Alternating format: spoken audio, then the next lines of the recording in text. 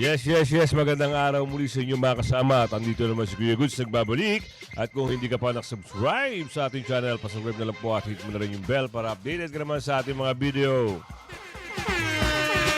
Bago ang lahat, ayan, pasalamat muna tayo. Umabot na po tayo ng 50,000 new subscribers. Maraming salamat po. At doon sa mga datihang walang sawang sumusubaybay sa ating channel, maraming salamat po ha. Ano ba pag-uusapan natin ngayong araw mga kasama? Anong meron na naman? Meron dito. Kung ano yung usapin dati, kung paano sinabi napakabait ng dating Pangulo, Pangulong Duterte at napailibing, meron mga tumukontra.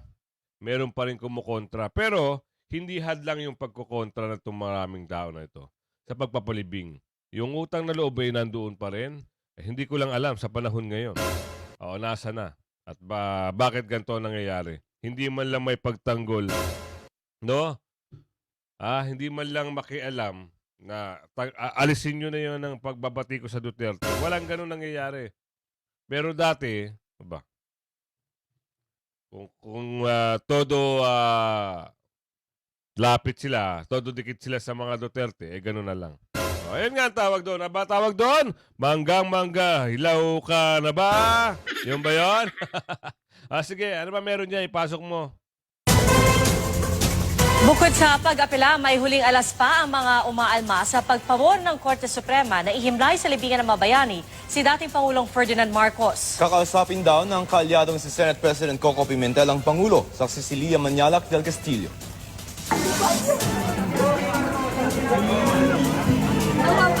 Matapos ang emosyonal na paghihintay, sa wakas ang inaabangang balita. Maligaya po.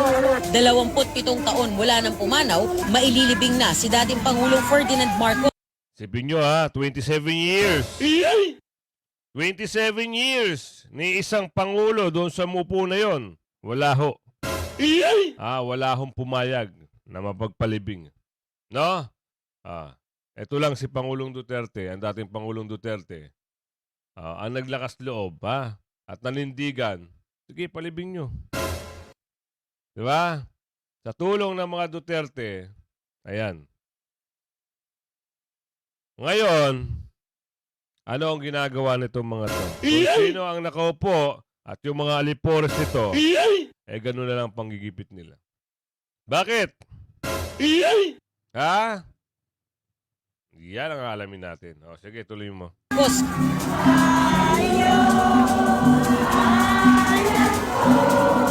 Sa lugar kung saan siya gustong ihimlay ng kanyang pamilya at mga taga-suporta. Sa botong 951, ibinasura ng Supreme Court ang petisyong pumipigil sa paghimlay kay Marcos sa libingan ng mga bayani. The petitions are dismissed. Necessarily, the status quo ante-order is hereby lifted. Masusunod naman daw lahat ng requirement para mabigyan siya ng lote sa nasabing himlayan. Lalo't naging presidente, sundalo, mambabatas at Medal of Valor awardee si Marcos.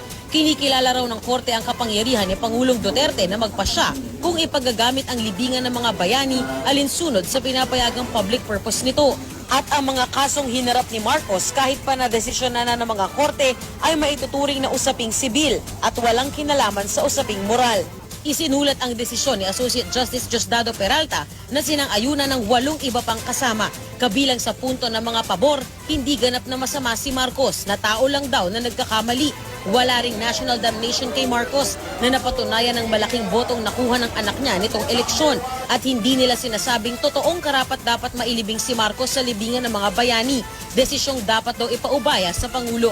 Kabilang naman sa mga ipinunto ng 5 kontra ang pagbaliwala raw ng desisyon sa tungkulin ng Estado na kilalanin ang sakit na dinanas ng mga biktima. Sapat ang pagturing sa pagpapatalsik kay Marcos bilang dishonorably discharged para ma-disqualify siya para mahimlay sa libingan ng mga bayani at hindi na... Narinig niyo yun mga kasama? Yung pagpapatalsik doon, isang disqualification yun para hindi magamit ng isang Pangulo o dating Pangulo o nagsilbing Pangulo na mahimlay siya. Just in case na siya ay na sumakabilang buhay, hindi siya allowed. Wala siyang privilege na ihimlay doon sa libingan ng bayani. Yung pagpapatalsik. Meron palang ganon. Ayon niya sa video. No? Usaping utang na loob naman. Hindi pa ba sila natutuwa? Hindi pa ba sapat yung nagawa ng dating Pangulong Duterte sa pamilya nila? 'Di ba? Lalong-lalo na ito yung kung sino yung mga nanggamit, kung sino yung lumapit. Hindi mo ba masabi na, tayo nyo, hindi mo ba masabihan yung mga alipores mo na yung ginawa sa pamilya natin ay isang magandang bagay, pero ngayon nakikita mo naman, ginigipit yung isang kasamahan mo dati o busy mo, ginigipit ng mga aso mo, hindi mo ba kayang sabihan na wag nyo nang gipitin yan? Di ba? Walang ganon. Wala kang maririnig na ganon. Yan ang tanong. Bakit? Tuloy natin. Kakapanghilom ang paglibing kay Marcos, kundi paglimot lang sa ating kahihiyan. Pwede pa namang umapila, pero ang mga kontra, may isa pang alas kay Senate President Coco Pimentel, kaalyado ng Pangulo at anak ni dating Senador Nene Pimentel na kilalang kontra Marcos at martial law. Kakausapin daw niya si Pangulong Duterte sa Lunes. The power actually belongs to him to decide to pursue or to abandon the plan. Maybe the Supreme Court decision has established the right of somebody to be buried in a place called Libingan ng mga Bayani. But no court case will make somebody a hero in the hearts and minds of the people. Wala pang petsa ang libing pero tila handa na ang mga kababayan ng dating Pangulo sa Ilocos Norte. Gayon din ang mga bantay ng mausoleo ng mga Marcos. Hindi naman state funeral, kundi libing lang ng isang kawal, ng isang sundalo ang minimithi ng ama ko. Sa mahabang panahon, tema ng mga argumento ng mga pabor ang moving on. Simulan na natin ang pagkakaisa muli ng sambayan ng Pilipino. Ito ay isang pagkakataon na masimulan ang paghilom ng mga sugat ng mga nakaraan. Pero sa ngayon, ang paghihilom na inaasahan, hindi dama ng mga dapat makapagsasabi nito ang mga mismong nasugatan ng martial law. Kaya ang trauma nandito pa sa amin, ting maalala namin yung nangyari sa amin. 4 na kamag-anak ko ang nawawala sa panahon ng walang hiyang si Marcos. Tapos ililibing sa libingan ng mga bayani. Ako si Lia Manialak del Castillo, ang inyong saksi. Narinig nyo, mga kasama. Diba? Mas masahul pa pala yun eh. Yung nangyari kaysa dito sa sinasabi na lang EJK. Ito, yung laban naman ng Pangulong Duterte ay laban sa droga. Ito naman yung laban naman na sa usapin naman doon ay yun ang hindi natin alam. No? Hindi natin naabutan kasi, no? Base lang sa kwento. Kung kayo ay may alam sa kwento patungkol dito sa matandang Marcos, i-comment nyo sa comment section. Bakit ba siya pinapababa ng taong bayan? Ano ba ang mga pinagagawa niya? Di ba? Baka naman siguro, kung ano ay yung paratang noon, para ngayon, ganun din ang ginagawa. Ganun din ata ang ginagawa di umano ngayon. Nararamdaman nyo ba mga kasama kung ano yung nangyayari ngayon? Hindi na po biro ang nangyayari ngayon. Ito, bibigyan ko lang kayo ng isang clip. Bibigyan ko lang ng isang patunay. Noong panahon po ba ng dating Duterte, ng panunungkulan niya, nakabalita po ba kayo ng mga kidnapping uli sa Zamboanga? Nakabalita ho ba kayo ng mga MILF ng gugulo? Sige nga po, sabihin nyo sa akin.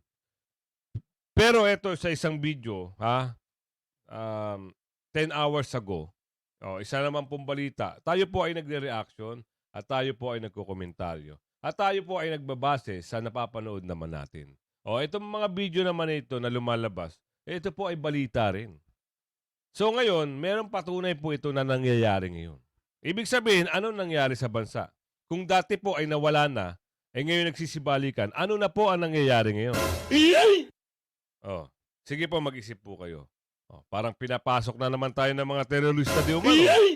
Yan ang mapapanood nyo sa video natin ito. Pwede ba nating paki-explain, kuya, kung ano ang nangyari dyan sa Oo, sa problema dyan. Pwede mo ba sabihin sa amin? Oo, bakit? At nagsisimula na naman sila. Ano meron, kuya? Pwede ba? Sabihin mo sa amin, o pasok. Pasok mo, kuya. Huwag ka nang mahiya. May lead na mga pulis sa isa sa persons of interest na dumukot sa Amerikanong si Elliot Eastman sa Zamboanga del Norte. Tinitingnan kung may koneksyon ito sa Abu Sayyaf at iba pang teroristang grupo. Nasa frontline ng balitang yan si Carrie Keaton. Nagtungo sa Zamboanga del Norte ang Federal Bureau of Investigation ng United States para humingi ng update sa dinukot na Amerikanong si Elliot Eastman.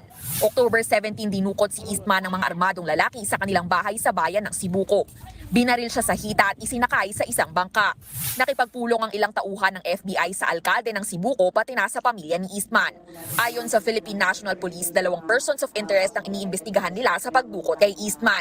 Tinitingnan din daw ng PNP ang posibleng koneksyon ng persons of interest sa grupong Abu Sayyaf at iba pang terrorist group sa Zamboanga Peninsula at Bangsamoro Region. Katunayan, may lead na raw ang mga pulis sa isa sa kanila base sa pahayag ng ilang testigo. So far, there is no indication pa na nakatawid po ito ng either Basilan or Sulupo. But just the same, binabantayan po nila yung kanilang coastal.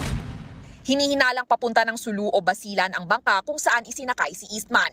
Doon din dati nakabase ang Abu Sayyaf. Pero sabi ng PNP, one of the suspects ay apparently wala naman pong takip sa mukha at nakita po doon na sinasabing inaayos di umano yung isang bangka po doon. So may mga composite artist sketch na po tayo. We have the alias so far. Hanggang ngayon wala raw na iuulat na humihingi ng ransom para kay Eastman. Sa isang vlog noong September 28, ikwinento pa ni Eastman na nakatanggap siya ng banta sa kanyang buhay.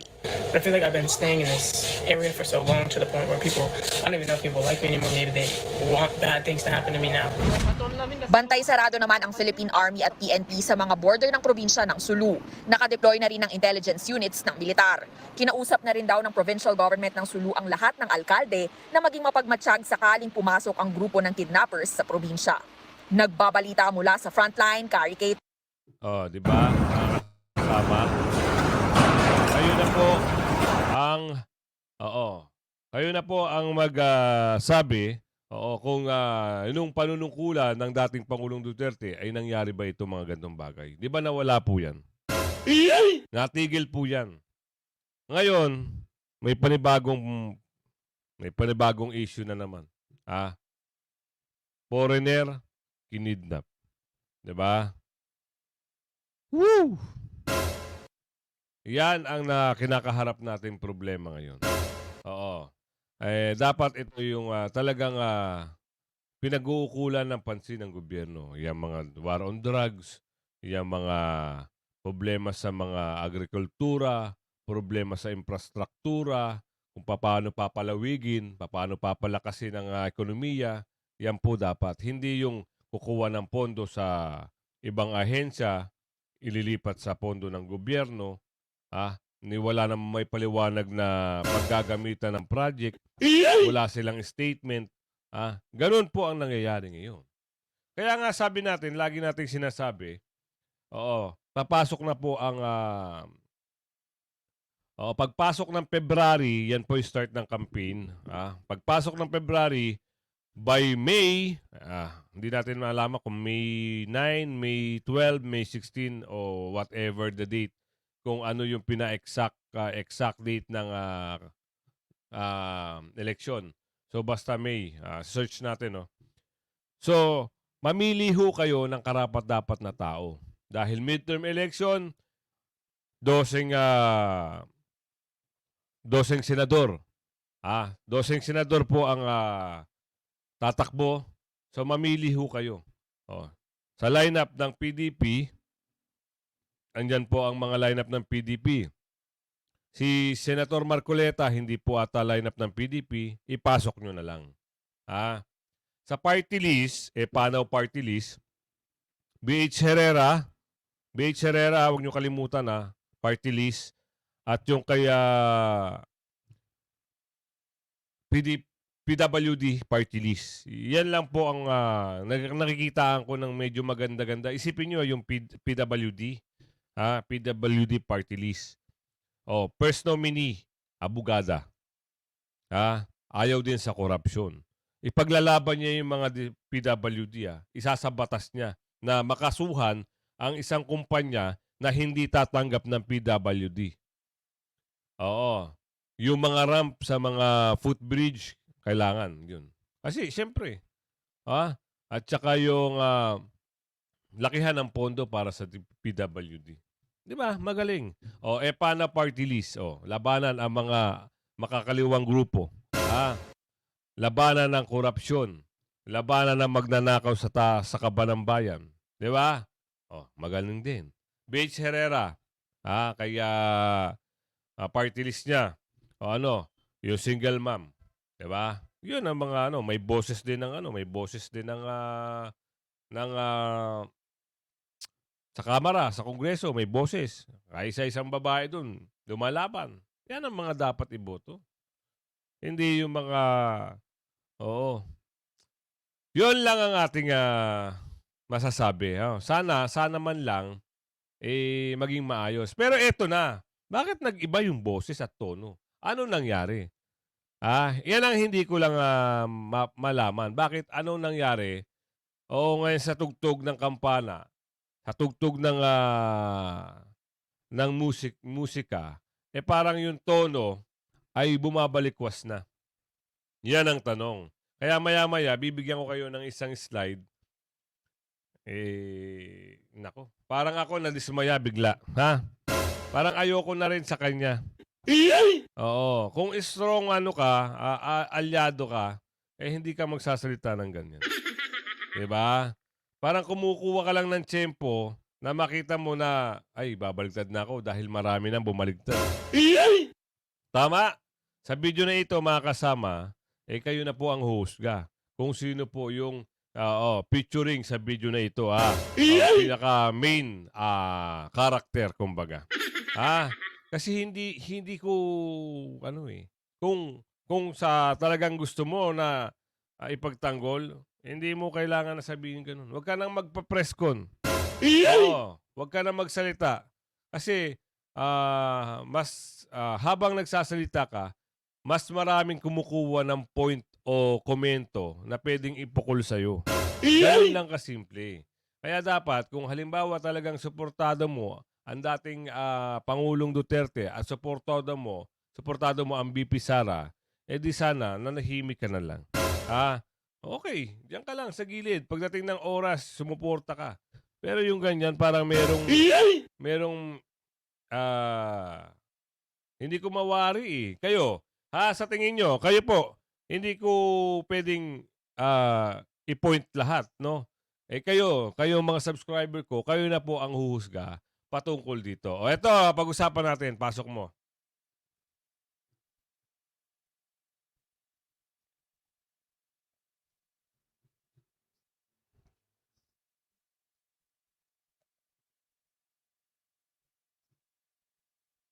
Op. Sorry. Oo, boses lang pala yun. Eto na. Eto na Hindi ko pala naipasok sa StreamYard. Sorry naman, tao lang. Eto na nga, yung sinasabi ko kanina, ano ba yung kuya? Actually, nag-worry ako sa kanya, kay Vice President. Sa tingin ko, she needs to talk to some professionals and maybe some close friends and family para mailabas niya yung mga nasa damdamin at nasa isip niya. Mahirap anong tawag mo doon? Hindi mo i-share. Nababahala si Senador Aquilino Coco Pimentel III para kay Vice President Sara Duterte. Ito ay matapos nitong maglabas ng mga kontrobersyal na pahayag sa kita ng mga isyu na ibinabato sa kanya. Kabilang dito ang pambabatikos ni VP Sara sa pamumuno ni Pangulong Ferdinand Marcos Jr. Isa pa ang Kuya, mali naman yung statement mo and reporting mo Pambabatikos, hindi siya nagbatikos. Oo, nagsalita lang siya doon sa nangyaring pambabatikos sa kanya. Yung statement na yon, sabi ron, kung hindi kayo titigil, di ba? Ganun nga. Kung, ibig sabihin, ginagawa na siya ng anomalya. Grabe naman yung reporter na ito. Sige, tuloy. pagbabanta nito na ipatatapon niya sa West Philippine Sea ang mga labi ng ama ni PBBM na si dating Pangulong Ferdinand Marcos Sr. Ayon kay Senador Pimentel, strange o hindi karaniwan ang sinabi ni VP Sara. Gayunman, tinitingnan niya pa rin ito sa positibong paraan. Nakatingin ako sa positive Ba? Sabi ko sa inyo mga kasama yung unang video yung pinanood natin kanina, yung binigay ko sa inyo, doon, di ba, tutol siya. Analyze nyo. Tutol siya, ipalibing, sabi doon, kakausapin niya ang dating Pangulong Duterte para hindi matuloy yung pagpapalibing. Ngayon, eto naman, biglang bumaligtad na ang bola, ang gulong ng sasakyan. Parang ang nangyayari dito, parang ayaw niya na kung ano o yung statement ni Ate Sara. Ulitin natin para naman marinig niyo ulit. Sige. Tinitingnan niya pa rin ito sa positibong paraan. Kung nakatingin ako sa positive, mabuti nga itong ganito ka-attentive to detail ang ating Vice President and willing to criticize the administration kasi nagkakaroon tayo ngayon ng check and balance. At least may check. Merong isang tao dyan na inaanunsyo niya sa buong bansa at sa buong mundo na andyan siya to check the administration. So that's a welcome development sa isang demokrasya that there is someone, some party, some group checking the administration. Naniniwala na Doon sa part na yon, okay, agree tayo. Pero doon sa nagwo-worried ka, hindi po kami nagwo-worried. Yun po ay isang sign na kahit po siya ay babae, nagkaroon siya at meron siyang tapang. Yun, doon kami natutuwa. No? Hindi kagaya dito sa mga sunod-sunuran. Hindi ko nga alam kung talagang hindi ko alam kung talagang tunay. Tunay ba talaga, kuya?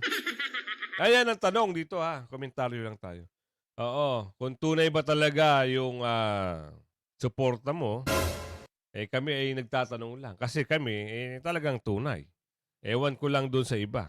Baka naman, kumukuha lang ng tiyempo. Takot na matalo. Diba? Dito nga sinasabi namin, sa 32 million, kahit mabawasan pa yan ng 3 million, palagay ko hindi mababawasan, lalo pang nadadagdagan Diba? Eto na sasabihin namin sa inyo. Abangan nyo sa 2028 kung sino talaga yung sinasabi nila na mataas ang boto. Sino raw yung ginamit, sino yung nagpagamit. Ang katotohanan dito, alam nyo na. Bakit ka pupunta, bakit ka tatawag sa BP Sara at yayayain mo makipag-alyansa? Diba? Bakit kayo takot? Takot kayo matalo uli ni Ate Lenny? Diba tinalo siya ni Ate Lenny? Alamin nyo kung bakit. Ngayon, sa kalakasan ng mga Duterte, nagkaroon kayo ng idea, maraming nanligaw. Hindi naman namin akalain na ganyan pala. Akala namin ipagpapatuloy mo kung ano na simulan. Hindi pala katotohanan. Puro kabulaanan. Di umano. So, ayun na nga. Tuloy natin. Ito pa. Meron pa rito. Ano ba meron dyan? Pasok. Naman si Senador Cynthia Villar na masyadong na-prosecute o labis na nausig si Vice President Sara Duterte dahilan para magalit ito. Sa kabila nito, umaasa ang mambabatas na magkakaayos pa ang dalawang pinakamataas na opisyal ng bansa. Siyempre galit kung ano-ano na iisip kasi galit. Kasi I think masyado namang pin-prosecute kaya nagagalit. So. Masyado talagang pin-prosecute. Diba? Hindi nga panlilitis Hindi palitisan sa korte yan. Sipin nyo maliwanag yung sinabi ni ate rito. Masyadong pin-prosecute. Ano ba tawag doon? Diba? Kung sa term natin dito sa hindi sa korting term, yun ay panggigipit na. Diba? Ginagamitan na nila ng mga alyansa nila para gipitin ang BP. Para hindi makapasok, para makasuhan, para may mabutasan. Ganoon sila. Ano bang tawag doon? Ganoon ka desperado itong mga kung sino man yung nandyan. Dadalawang tao, ang dating Duterte, ang Pangulong Duterte, ang BP, at yung dalawang senador, O, yung isa, wag na yun. Wala rin naman, ano yun eh. Wala rin boses. Diba? O, 4 na lang sila dyan. O, yung isa nga, tumalikod din. O, naduwag din. Ayaw matalo. O, meron pa pala yung isa. Oo, wala rin yun. Walang silbi rin yun. Dapat nga. Nagtataka ako doon. Bakit pinapasok yun yung ano? Oo, nanalo pa tuloy. Ngayon, siya pa ngayon ang ano dyan. Diba? Kilala nyo ba yon? Naku. Oo, hindi siya tatakbong sa next year hindi siya midterm Oo, nakapesto pa rin siya. Oo, pero wala naman silbi din yun. Oo, wala kang maaasahan. Oo, baligtarin din yun. Oo, kung kilala nyo, kung sino yun. Oo, medyo chubby-chubby nga lang yun. Eto. Tuloy natin kung ano yung usapin dito. Siguro yun ang reason doon. But sana magbati na lang para walang problema. Ate, hindi na po magbabati. Alam niyo kung bakit? Oo, kasi ang usapin dito, yung pagnanakaw sa kaban ng bayan. Oo, wala na pong usapin dito na maayos eh. O ano ba po naging issue? 'Di ba? O ano ngayon ang main issue? Utang. Nakawan sa kamera. Hindi malaman kung saan napupunta yung mga project nila. Wala naman silang ina-announce. Kayo po, mga kababayan, meron po ba kayo nababalitaan na bagong ticket o bagong project na ongoing o groundbreaking? Meron po ba? Ang pagkakaalam po natin, yung mga dating proyekto ay pinagpapatuloy. Kaso ngayon, ang tagal na, naka 2 years na, yung iba hindi pa rin tapos. Diba? Yung pabahay daw, sinasabi, sana naman lang, ipakita nyo kung meron na nakatira. Diba, hindi yung umaasa kami na meron kayong napatayong bahay, o meron nga sa Pampanga o pabahay ng mga guro, ano nangyari? Naging ghost project. O para naging ghost town. Itinayo nga. Itinayo nga yung bahay. Wala naman nakatira ni isa. Nabalita po yan kung kayo po ay nanonood ng balita, kung alam nyo kayo na po ang magkwento. Comment nyo dyan sa comment section. Eto pa. Ito pa. Tuloy mo.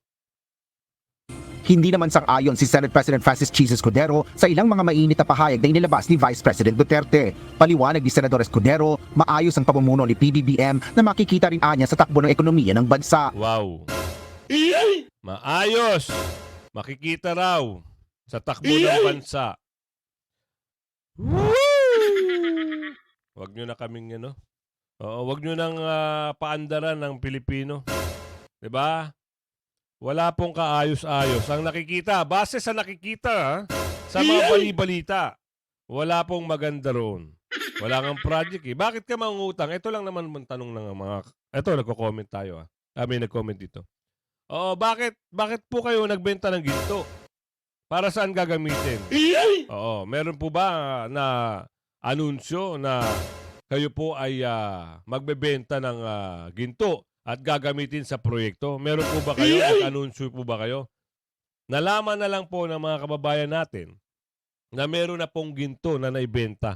Ayon yan sa balitang umuugong-ugong ng Bangko Sentral. Hoy, nakakalungkot naman. Sa panahon po ba ng dating Pangulong Duterte, kasagsagan pa ng pandemic, naisipan po ba ng dating Pangulo na magbenta ng ginto?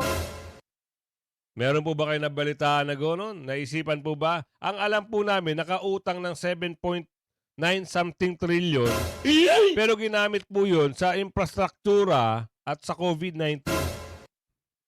Nagtataka na lang tayo, wala namang COVID ngayon, wala namang pandemya ngayon, pero ang utang po ng Pilipinas ay umabot na po sa mahigit kumulang 15 trillion di umano.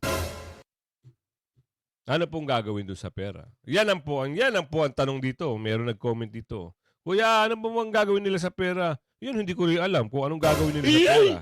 Wala naman silang pahayag.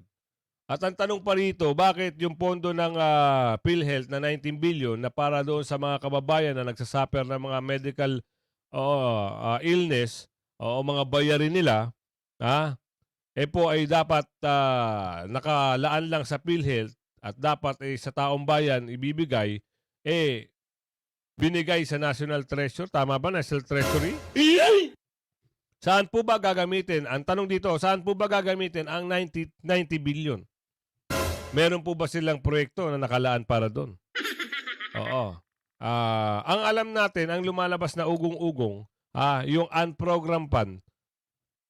Ano nangyari sa unprogrammed fund? Yan ang tanong. Hindi natin malaman kung saan. Yun! Sabi ko nga sa inyo, huwag kayong magpapahuli sa mga balita. Like yung video, i-share, subscribe kung hindi ka pa nakasubscribe para hindi ka late na late. O yan sa susunod na mga talakayan, ito pa, mapasok na natin. Diba? Pondo. Ano nangyayari sa pondo? DPWH, yung 5,500 flood control project, ano na nangyari? Maharlika Funds, ano kaya nangyari? Yan ang mga tanong-tanong lang, Hanggang sa muli, bye-bye!